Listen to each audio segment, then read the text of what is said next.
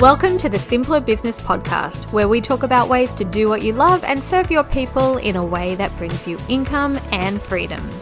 I'm your host, Marissa Roberts. Join me as I chat with my favorite entrepreneurs about how they simplify their biz so that you can simplify yours.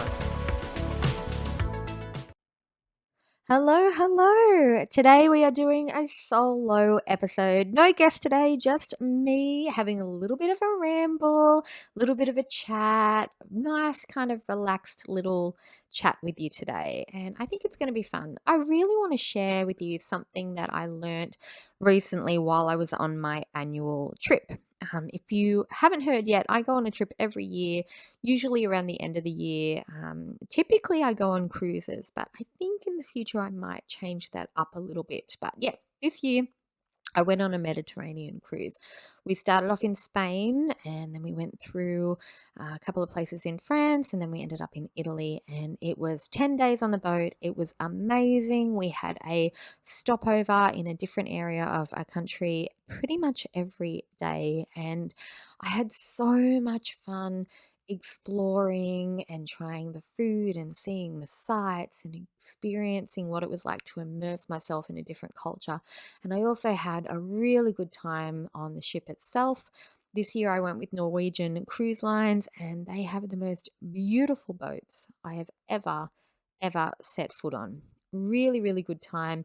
It was just what I needed. I find I like to get away at least once a year completely by myself because it gives me a really good opportunity to relax and recharge and rest, and also do something that is just for me, where every decision I make is really based on what I want to do and what I want to feel like and what makes me happy in that moment. And I really think we should all have the chance to do that on a regular basis, to just, no matter what else we've got going on in our lives and our businesses, to be able to really just take time out 100% for exactly what you want is an amazing feeling. It's like the ultimate recharge. So yeah, I had a really good time doing that. And also what I found is, and you might have heard me talk about this before, but what I found is when you give yourself a chance to relax, that's when a lot of the times you have your best creative ideas, or you pick up on things that you might not have normally noticed. I'm a big believer in taking regular breaks, taking regular downtime, having regular self-care. Self-care in particular has been something I have really increased in my life over the last 6 months, and I have seen massive impacts as a result, positive impacts as a result. So I highly recommend to increase your self-care based on my experience. We should do a whole episode on self-care for entrepreneurs in the future. So yeah, actually I'm going to make a note of that, and we'll do that in the future.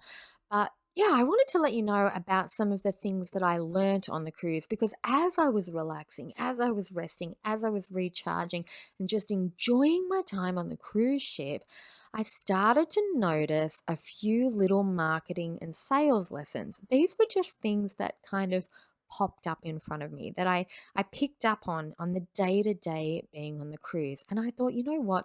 They were so interesting to me that I thought you might find them interesting too. So, one day on the cruise, it was right after one of the shows. I had my phone on me and I had just brain dumped a whole bunch of notes about marketing and sales lessons that I was picking up from the Mediterranean cruise. And I'm going to share those with you today. I'm pretty much just going to ramble on through them and do it. It's almost like it's going to be a conversational bullet point style. But I hope you find it helpful. I hope you find it interesting. And if there is anything that resonates with you, please let me know. Come and talk to me on Instagram or leave me a review on Apple Podcasts and let me know what you found interesting. Okay, so the first point that I want to make is something that I actually do talk about on a regular basis, but this was a really good example of seeing it in multiple different areas on the cruise ship. And that point is to make an offer every day.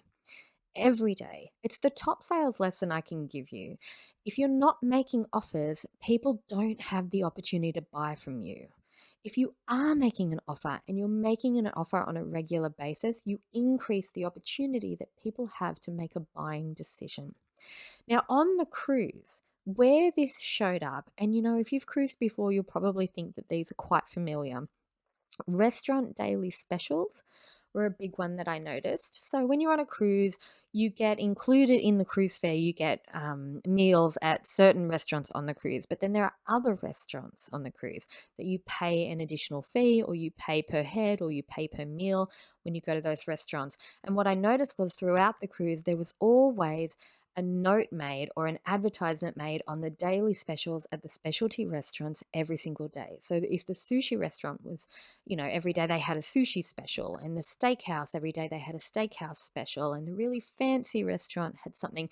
And so that would be on, say, posters, for example. It would be on the TV screens in the cabin if you looked up the cruise information. You could see it on the daily itinerary if there was something interesting going on at one of the restaurants. The offer was out there. It was always, here's what we're going to do as the special, or here's the theme at this particular restaurant today. To make a booking, here's how you do it, right? So it always had the offer and a call to action. And I found that really, really interesting because other cruises that I've been on before have had specialty restaurants, but I had no idea what specials or theme nights or what offers they had because that wasn't really advertised. So I really noticed that it made a big difference on this cruise. And there, as a result, you could hear people talking at lunchtime, for example, about the fact that they were going to go to the steakhouse for dinner because they were having this particular theme night. So that worked out really well. Another example of making an offer every day, the cruise ship had a jewelry boutique, and they had this thing called Charm of the Day. And on every daily newsletter or every daily um, schedule on the app that you got for the cruise, it would talk about getting your charm of the day. And in order to get the charm of the day, you needed to show up to the jewelry boutique at a particular time of the day, and you would get a charm to add to your charm bracelet. That is such a clever way to bring people back to your shop. It's not a really big investment in terms of the company doing it, and not everybody did it. It wasn't like all 900 people or however many we had on the cruise showed up at the jewelry boutique at that time. And actually, that's a lesson in itself. You can put your offer out there and the right people will come to you. Doesn't mean that everybody's going to take it up, and it's not personal if not everybody takes up the offer. But if you didn't put the offer out there, the handful or the few hundred or the smaller amount of people who do want to take up the offer, if you don't make that offer, they don't have the opportunity to buy it. So charm of the day, I thought that was a really interesting way that they did that. Another way that I noticed the cruise was making an offer every day was they would talk about on the cruise, they would talk about you having an opportunity to book your next cruise while you are on the current cruise. This was a real light bulb moment for me in terms of customer retention. I find it really, really interesting. It was from day one. So we got on the cruise ship, and as soon as I got on, the very first thing that I saw was a huge sign in the atrium, which is kind of like the meeting area on the cruise ship. It's basically the first area you can go in and relax once you get on board before you go looking for your room. They had a big poster with an amazing special that was available for the first 48 hours only of the cruise. And that was, if you book your next cruise within the first 48 hours of this cruise starting, you would have, I think it was triple the onboard credit, or at least double the onboard credit that you normally get on a cruise. Amazing. They had everything. They had an amazing offer. They gave it at a really good time because everybody's feeling good when they start the cruise. They weren't shy about giving the offer because, I know a lot of us would think, oh, I've just got people starting to work with me. I shouldn't really sell them on something else straight away. That's going to be too pushy. These guys weren't worried about that at all. They knew people were excited to be there. They knew that people love the idea of spending more time doing something that feels good. And they knew that having a scarcity offer available, there's a limited time to get this extra bonus, was going to be a great reason for people to go, yep, I'm going to book again. Now, also, they had information on that future cruise booking on the TVs in the cabins as well. So there was a channel for the cruise in particular that you could do on your TV, and they had what they called a future cruise presentation. So they actually did this live in the theatre of the cruise a few days into the cruise, and they also recorded it and played it on TV in the room on demand. And that gave the same offer. If you book and you pay your deposit for the next cruise while you're on this cruise, then you would say get double the amount of the deposit on onboard credit for your next cruise, and you had 4 years to book your next cruise. Isn't that really, really interesting? All you had to do was pay the deposit, and you had 4 years to book your date, and it was transferable. So you could give it as a gift to somebody else. But if you wanted the deal, you had to do it within the time frame they gave you. So making an offer every day doesn't have to feel spammy. You could take a look at what you have as an offer in your business and think, how can I give this out on a regular basis? What's your version of make an offer every day? Maybe if you're doing daily content, your offer could just be a little PS as a call to action at the very end of your content piece. Let's say you go live every day on social media. You can do a little call to action in every single video. Or if you do a written post, you can have a call to action as a PS at the end of that.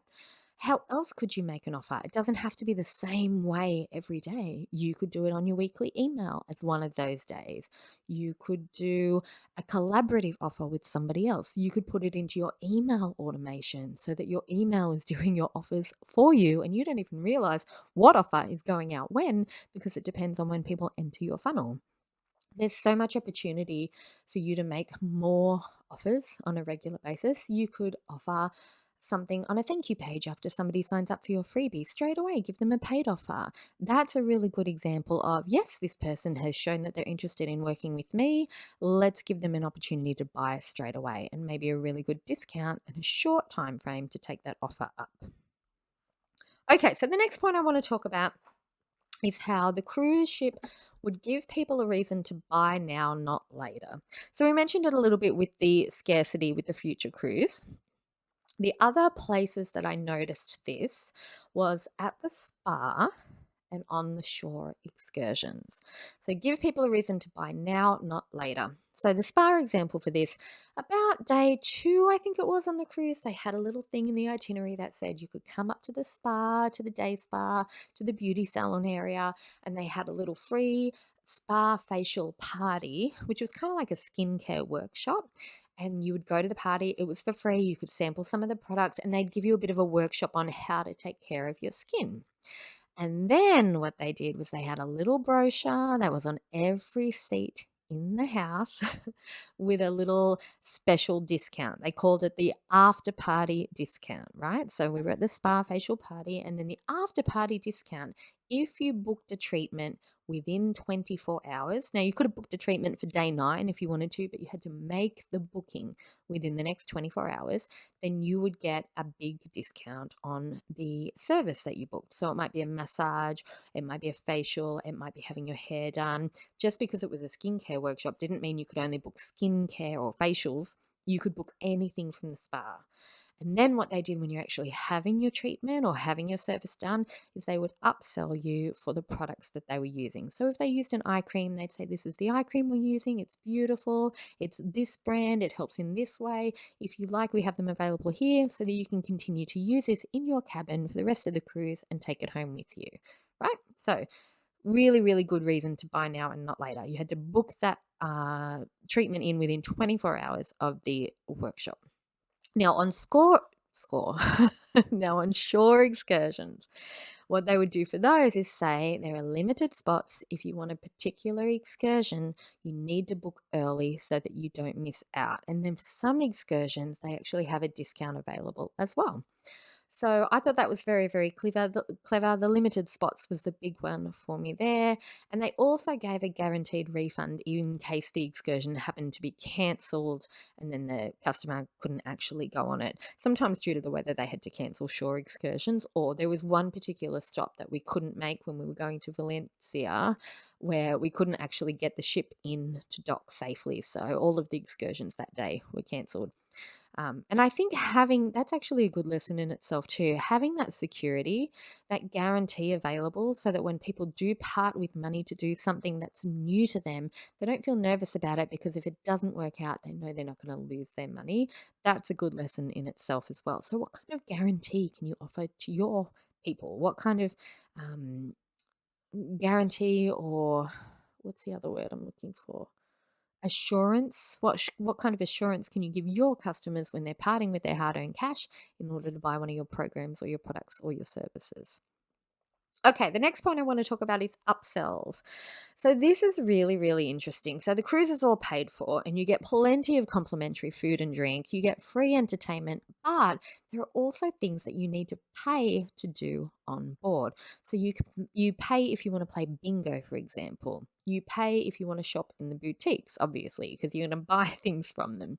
You buy from the art exhibitions. You go to the specialty restaurants that we mentioned before. If you're going to the bar, there are some fancier drinks that aren't included in your package that you can opt to buy separately. Even in the cabins, and this I had never seen before on a cruise, they had a whole movie selection. There was about 30 movies that you could choose from to watch for free. And then they had another 12 movies that you would pay $10 to rent and watch. And they were the more new release movies. So in your stateroom, in your cabin, they had an upsell offer there too. Very, very clever. So have a little think. What sort of upsells can you offer to your customers that's going to give them even more of a great experience and also give you a little cash flow boost as well? The next point is packages. I think if anyone's ever gone on a cruise, you understand packages already because the drinks package is the big one. So, what they did on this cruise, for example, was they said you could get a drinks package that equaled, it was about $300 for the drink package. It was a 10-day cruise. And so then you'd say to yourself, all right, if I'm going to drink $30 worth of drinks in a day anyway, then the package is worth it because it's unlimited drinks. So I can splurge for a few nights if I want to. Now, personally, I'm not much of a drinker. I'm pretty much tea, coffee, water, and then a glass of wine at dinner. So for me, a glass of wine is only like $10, $15. I wasn't going to hit that $30 mark. So I didn't get the drinks package. So it wasn't for everyone, but there were so many people in the boat that loved the unlimited drinks package because it meant that they could have the fancier coffees in the morning, or they could have fancier drinks or cocktails or the higher priced wines. It was just, having that unlimited drinks package was really appealing to actually, I would say, most of the clients on the cruise. But the drinks package wasn't the only one. They also had internet packages, and this was a gold idea for me because, as you know, last year when I went on my cruise, or you'll know if you've listened to the past episodes from this time last year, but last year when I went on my yearly cruise, I had no internet access at all. I deliberately didn't get it because I wanted to really take a break and not have any work or any contact. I really wanted that time to be just for me, and I loved it. But then when I came back to work after the holiday, then there was a lot of overwhelm. I had a lot of catching up to do. And I also had a lot of stuff that I had to wrap up before my holiday in order to be able to relax on the holiday. This year, I wanted to do something different. I wanted to embrace more of a travel lifestyle, but a little bit of work at the same time, because in the long run, I want to do more travel. I want to go more places, and I don't want to have to um, stop what I'm doing on a regular basis. I want to be able to work and travel at the same time and not have the upheaval of stopping and starting. And I only work a couple of hours a day anyway, so it's not a huge deal. But on the cruise, it meant that I needed to have, um, what's the word? I needed to have reliable internet. And that was very, very expensive when you think about it. The internet package was $600 for the cruise. But for me, it was a no-brainer. It was absolutely worth it because it meant that I could pick and choose that couple of hours a day and just work whenever I wanted. As long as I was on the cruise, I knew it would actually work. So I kind of fell into a pattern where every day I would get up and have breakfast, and then I would go and spend a few hours exploring the city that we were in. And then I would go back and have lunch. If I hadn't have had lunch while I was out, I'd have lunch on the boat. And then in the afternoon, I would spend a couple of hours in my stateroom, get a little bit of work done with the internet connection, and then I would go back up and have dinner and go to the show. It just turned into a really, really simple routine. So having that reliable internet there really made it smooth and easy. And for me, it was worth every penny. So, yeah, packages. How can you do packages in your business? Can you package up some of your online programs, the ones that kind of complement each other? Can you package them up so that people buy three instead of one at a time? That would be a great example of a package that you could do. Could you package your services so that, for example, you were doing some services together on a monthly retainer instead of per hour or per job? How can you add packages to your business? All right, let's talk about the next point, which is VIP treatment. Now, this was a really, really fun one because who doesn't love feeling special? Who doesn't love that little bit of extra luxury? So, there was always the opportunity from when I booked this cruise until we actually, my travel date started. In between, even though I had already made my booking and paid for my cruise, I was receiving regular emails inviting me to upgrade to a better stateroom, to access exclusive areas of the ship. So on the ship I was on, they actually had an area called the Haven. So you needed to upgrade to a suite in order to access that area, and that had a specialty restaurant, a lovely relaxation area that was a lot more private. It wasn't as crowded. That was the VIP version that they had on the cruise. You could upgrade for a better stateroom or a suite, and then you could access exclusive areas of the ship. And for me, this really resonated because VIP options in your business are really, really, really easy to add in. They don't actually require a ton of effort on your part in order to give that little bit of an extra luxurious VIP offer to your customers. So think about the next launch you're doing. Let's say you have an online program that you're selling, a VIP offer. You could you could add it in like this. One tier, the regular tier, could be somebody would buy the program and it's self-paced and they can work through it however they want to. Then you could have a second tier where someone can buy the program but also have 4 group calls with you during a certain amount of time. Say over a month, you might do 4 weekly calls to help them with their learning and to help them take action and have accountability with actually doing something with the things that they're learning. And then your VIP level could be a really limited amount of one on one work with you to complement the program. So somebody might buy the program, and instead of the group calls, they would have a one on one call with you each week. And because that's you putting in your one on one time, you would limit that and really increase the price. So you might do your program for $300. You might do the group version with the accountability and the group calls for $600, and your VIP might be 1,000, for example. So yeah, having about how can you add a VIP offer to your services, for example, or your products, for example? What can you do to make something that a little bit more special, a little bit more luxurious that people are willing to part with money for? I know at events you could have a VIP section right at the front near the stage. It could have goodie bags on the seats. You could have merchandise for your event that people get if they're VIPs. They could get early access to the room. They could have nicer, maybe a lunch with you as well on one of the days. There are lots of great ways that you can make people feel like a VIP. All right, the next point is how regular and the tone of the offers when they were made. I found on the cruise, every time somebody made an offer, it was the way they delivered it that was really, really impressive. The offers were always warm, friendly, and repeated regularly, both in person and in the daily newsletter. And there was no hard sell. And it wasn't negative if the person didn't take up the offer. Nobody got put off or offended if someone said no, right? So if the offer isn't taken up, it was just given on a regular basis again and again and again in a light, breezy, warm, and friendly way. And what I actually noticed when I was hearing people talk about it on the ship was that there were a lot of things that people bought later on in the cruise that they did not think they were going to buy at the start of the cruise. But because they had heard the offer 6 or 7 times, that sixth or seventh time was the moment they went, actually, you know what? It does sound good. I'm going to do it. And in particular, this was things like at the spa. You don't get on the cruise on day one and go, I really need a blowout for my hair. I really want my hair done, because you already look nice. But when you get 7 or 8 days into a cruise, you might be tired of doing everything yourself and you want a bit of pampering. So a blowout, a hairstyle is much more appealing at that point. But if you're not offered it on a regular basis, you don't think of it yourself. So actually putting it out there, not being put off or offended if somebody said no, but still making an offer on a regular basis is a great idea. Now, for you, that might translate into offers that you put on social media, offers that you do through your email, whether it be your newsletter or your funnel.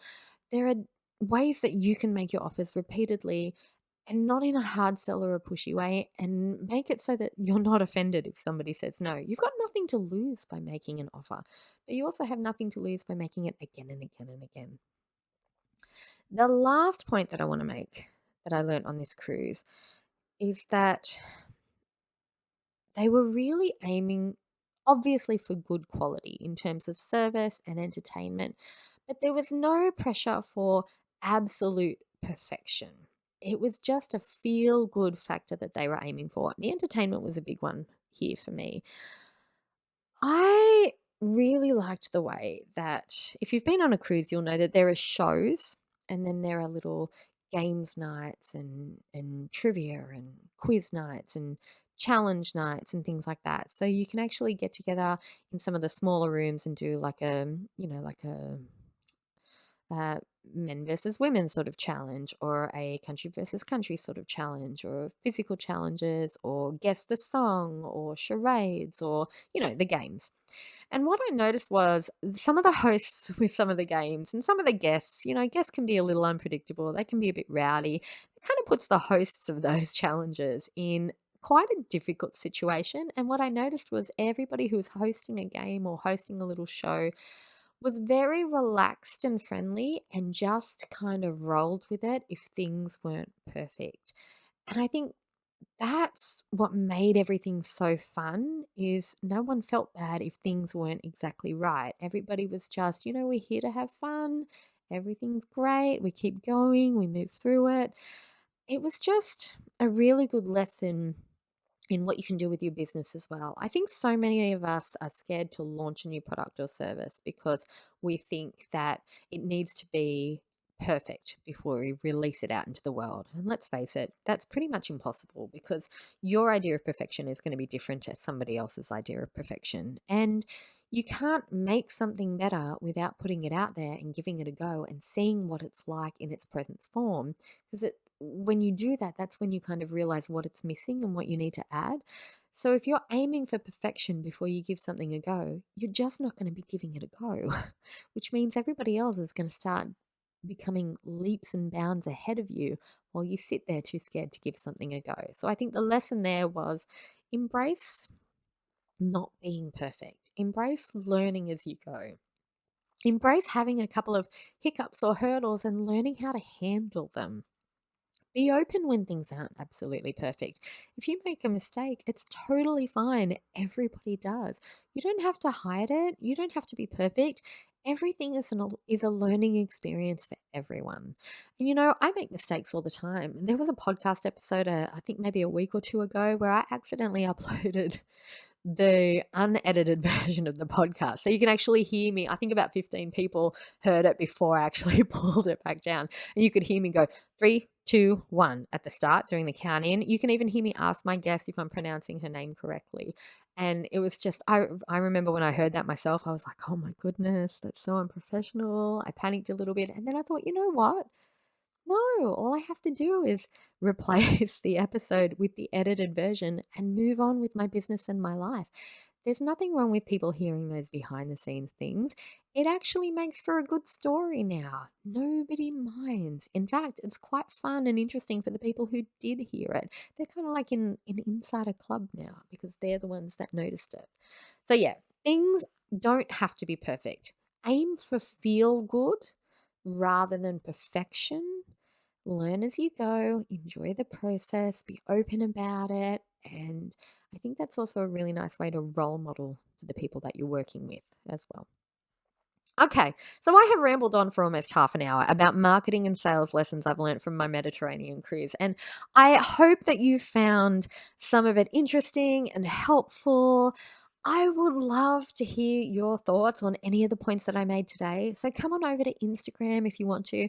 You'll find me at Marissa Roberts Official. Send me a DM or comment on one of the posts. Whatever you want to do, get in touch. Let me know, what are you thinking? Was anything in particular helpful about this episode? Did you relate to any of it? Did any of the lessons sound familiar to you? How are you going to apply them in your business? And are you interested in going on cruises yourself? I will leave it there for now. We're going to have another solo episode coming up next week. And yeah, and then we're coming into the Christmas season. It's all kind of starting and building up now. As I'm doing this recording, we're right at the end of November. And so I'm starting to think about what are we going to do in the lead up to Christmas time in terms of business stuff, but also life stuff as well. So I'm thinking we might do the next solo episode on a little bit to do with end of year business stuff, Christmas marketing. If you haven't got it all planned out yet, you don't need it. You don't need an absolutely perfect plan months and months ahead of Christmas. You can actually go in and kind of wing it a little bit if you want to. Don't put too much pressure on yourself. There's plenty that you can do in December, but also have a think about how you're going to wrap up your business. Are you taking a break over the holiday season and the new year? So we might have a little chat along those lines in our next episode. But for now, I'm going to leave it there. I hope you've enjoyed this episode as much as I have enjoyed making it, and I will see you in the next one. I hope you enjoyed this episode of the Simpler Business Podcast. If you did, please subscribe, rate, and review us on Apple Podcasts. There's a link in the show notes to make it nice and easy for you, just the way we like it. If you're ready to simplify and scale your business, you can get started with my free audio class at marissaroberts.com. See you next time.